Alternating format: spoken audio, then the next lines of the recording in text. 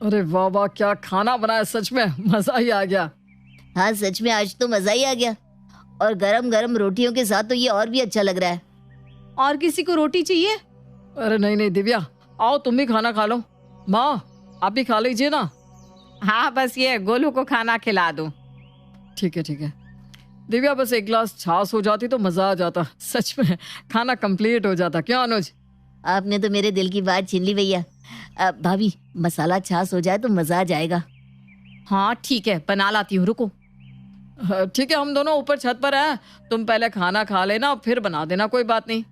हाँ भाभी सच में आपके हाथ की मसाला छाछ की तो बात ही अलग है। आप ये अलीशा को भी सिखा देना। ठीक है, देवरानी को आने तो दीजिए, सिखा दूंगी उसे भी। अरे गोलू बेटा चल अब खा भी ले, मुझे भी भूख लगी है अब।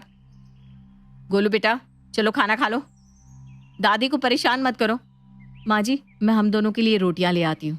हाँ हाँ ले आ।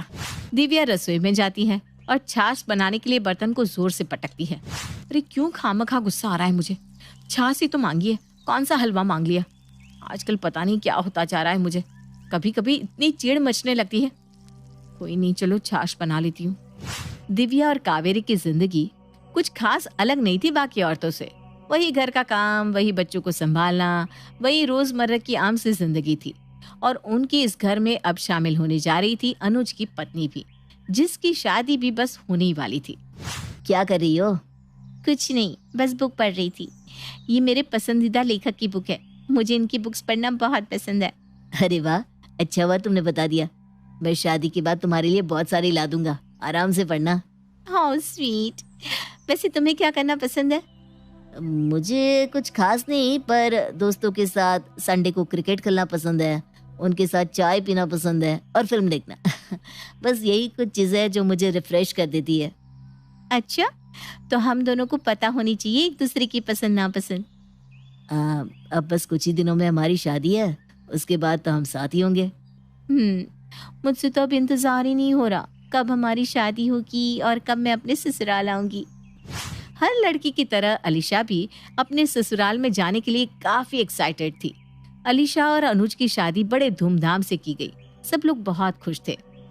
चलो शादी भी अच्छे से निपट गई, सारे मेहमान भी चले गए। बड़ा मजा आया शादी में, सच में। हाँ पर सारा घर बिखर गया है, सब कुछ यहाँ से वहां हो गया, कोई चीज नहीं मिल रही। अरे हो जाएगा, क्यों इतना टेंशन ले रही हो, आराम से सब कुछ करना। अब कौन सी बारात आने वाली है? आपको क्या पता, घर को फिर से समेटने में, हर एक चीज को ढंग से रखने में कितना समय लग जाता है। अरे गुस्सा क्यों कर रही हो, मैं भी तो यही कह रहा हूँ ना कि आराम से करना, कोई जल्दी नहीं है। हाँ भाभी, और अब तो अलीशा भी है, आपका हाथ बटा देगी। हाँ भाभी, हम मिलकर कर लेंगे ना सब कुछ। हाँ मैं हर चीज साफ करती जाऊंगी और तुम दोनों रखती जाना। दूसरे दिन से तीनों घर को समेटने में लग गई। मेहमान ने कोई चीज कहाँ फेंकी थी तो कोई चीज कहाँ, इन सबको करते करते तीनों थक गई थी। भाभी अब सही कह रही थी, इसमें तो मेरा दम ही निकल गया सच में। मेरी तो कमर में ही दर्द होने लगा है। हाँ पर अभी तो आधा काम ही हुआ है, बोलो आधा काम अभी भी बाकी है। अब ये सब ना कल करेंगे बाकी का, अभी खाना भी बनाना है। चलो मैं सब्जी काट देती हूँ, तुम दोनों खाना बना लो। हाँ इन दोनों के आने का भी वक्त हो गया है। खाने में दाल चावल, भिंडी की सब्जी और रोटी, साथ में चटनी बना देना, ठीक है? ठीक है माँ जी, और फिर मसाला छाछ भी तो है। लाइए भाभी मैं आपकी मदद कर देती हूँ। हाँ ये लो। कावेरी, दिव्या और अलीशा का पूरा दिन तो काम में गया था और बाकी का रात का खाना बनाने में चला गया। रात को अलीशा का पूरा बदन जैसे टूट रहा था। क्या हो गया, बहुत काम कर लिया क्या आज? हाँ पूरा घर उलट पुलट पड़ा था, साफ करने में हम लोगों का आधा दिन खत्म हो गया। कोई बात नहीं, अभी सो जाओ, आराम हो जाएगा, कल तक फ्रेश हो जाओगी। हेलो। अरे नहीं मम्मी, अब मुझ में बात करने की ताकत नहीं है, मैं आपको ना कल कॉल करती हूँ। नहीं प्लीज अभी नहीं, कल कल कल मम्मा, बाय, गुड नाइट। अरे थोड़ी देर कर लेती ना बात, इसमें क्या हुआ? हाँ तो तुम कर लो ना बादशाह के तो। अरे छेड़ क्यों रही हो, एक काम करो तुम सो जाओ, आराम हो जाएगा तुम्हें। कुछ दिन कावेरी, दिव्या और अलीशा को घर साफ करने में ही लग गए और इतने में त्योहार आना शुरू हो गए, जिसकी तैयारी में अब सब लग गए थे। अरे दिव्या बहू, गणगौर आ रहा है, वो बड़े बर्तन निकाल देना, मिठाई बनाने में आसानी होगी। जी माँ जी, आज ही निकाल देती हूँ।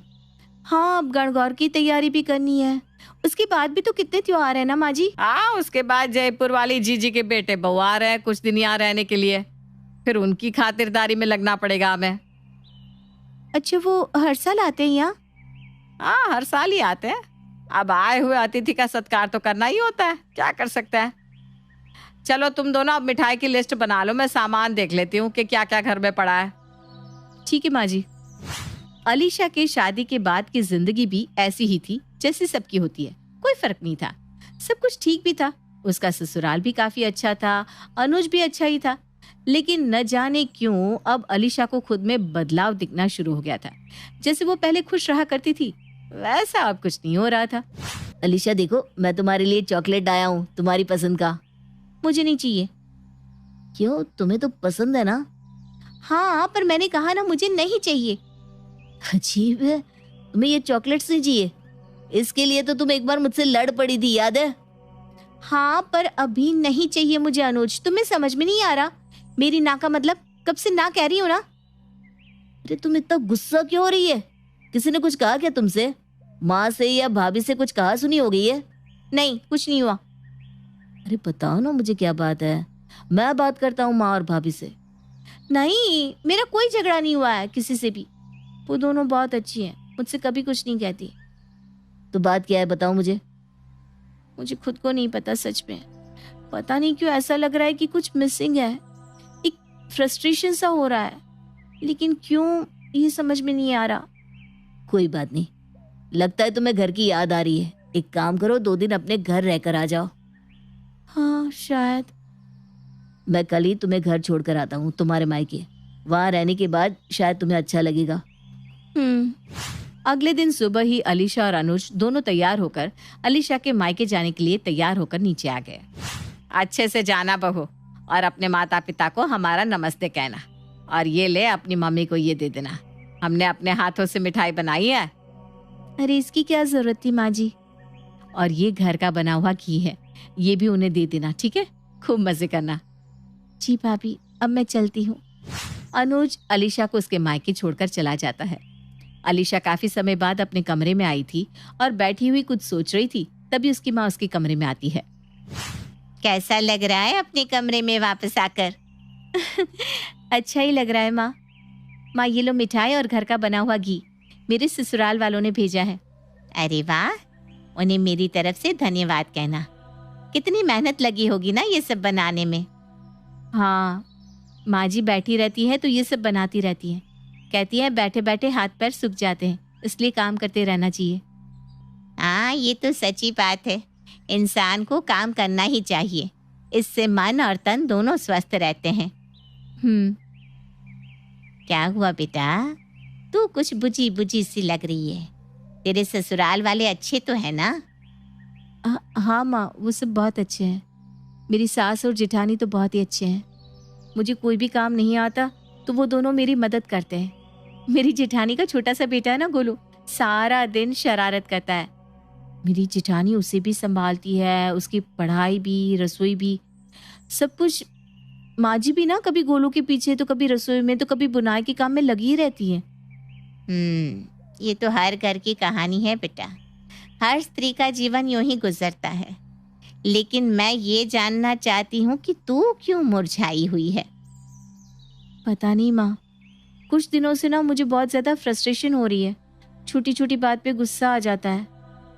ऐसा नहीं है कि मैं आराम नहीं करती हूँ, लेकिन पता नहीं क्यों कभी ना मन उदास सा होता है। तुम्हें पता है, ये हर औरत के साथ होता है, लेकिन कई बार ना हम सब इस चीज पर ध्यान नहीं देते, क्योंकि हमें लगता है कि ये तो होता ही रहता है, हर एक की जिंदगी यूं ही चलती है। औरतें घर को संभालती है, अपना करियर भी देखती है, मेहमानों को भी देखती है और बच्चों को भी पालती है। इन सब में पता है मिसिंग क्या है बेटा? क्या माँ? इसका जवाब मैं तुम्हें बाद में दूंगी, पहले तुम ना कॉफी पियो, और ये लो तुम्हारी मनपसंद बुक, इसे पढ़ो, तब तक मैं खाना बना लेती हूँ। पर माँ इसका जवाब? अरे पहले बुक तो पढ़ लो और कॉफी पी लेना। अलीशा को समझ में नहीं आया कि उसकी माँ ने आधे में बात क्यों छोड़ दी। माँ के जाने के बाद अलीशा ने अपनी फेवरेट कॉफी पी और बुक पढ़ी। करीबन 1 घंटे के बाद वो बाहर आई। माँ क्या कर रही हो माँ? लो मैं तुम्हारी मदद कर देती हूँ। अरे वाह, इतना चहक रही है क्या?